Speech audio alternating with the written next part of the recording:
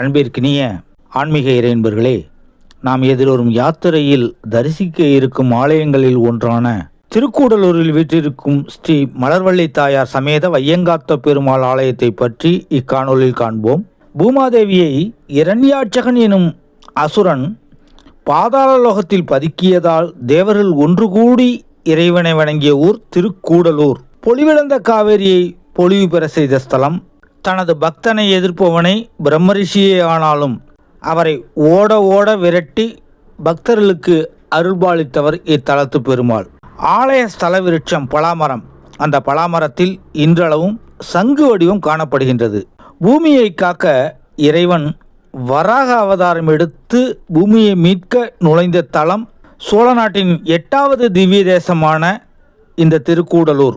பூமியை மீட்டு வந்த தலம் நடுநாட்டில் உள்ள ஸ்ரீமுஷ்ணம். விஷ்ணு பக்தரான அம்பரீஷ சக்கரவர்த்தி ஏகாதேசி விரதத்தை தூவாதேசி திதி அன்று முடிக்க இருந்த வேளையில் அவரது அரண்மனைக்கு வந்த விஸ்வாமித்திர மகரிஷி நீராடி விட்டு வருவதாக கூறி சென்றார். நெடுநேரமாகியும் மகரிஷி திரும்பி வராத காரணத்தினால் விரதம் முடிங்கும் நேரம் நெருங்கியதால் சிறிது தீர்த்தம் அருந்தி விரதத்தை முடித்தார் அம்பரீஷ சக்கரவர்த்தி.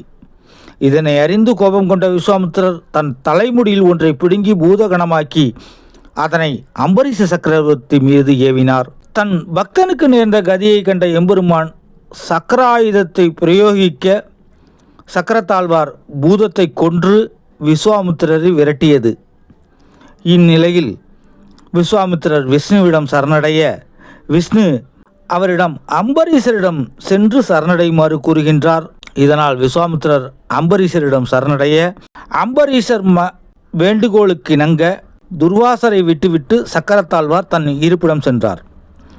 ஆகையால் இத்தலத்தில் உள்ள பெருமாளின் கையில் பிரயோக சக்கரம், அதாவது புறப்பட தயார் நிலையில் உள்ள அந்த பிரயோக சக்கரம் இருப்பது தனிச்சிறப்பு. இந்த அம்பரீஷ சக்கரவர்த்தியினால் இவ்வாலயம் நிர்மாணிக்கப்பட்டது. காலப்போக்கில் காவிரி சூழ்ந்ததால் சிதிலமடைந்த இந்த ஆலயத்தை ராணி மங்கம்மாள் மீட்டுருவாக்கம் செய்தார். கூத்தாடும் நிலையில் உள்ள ஆஞ்சநேயர் நர்த்தன ஆஞ்சநேயராக அருள்பாலிக்கின்றார். இத்துணை சிறப்புகள் வாய்ந்த இந்த ஆலயத்தை தரிசிப்போம் வாரீர். நன்றி, வணக்கம்.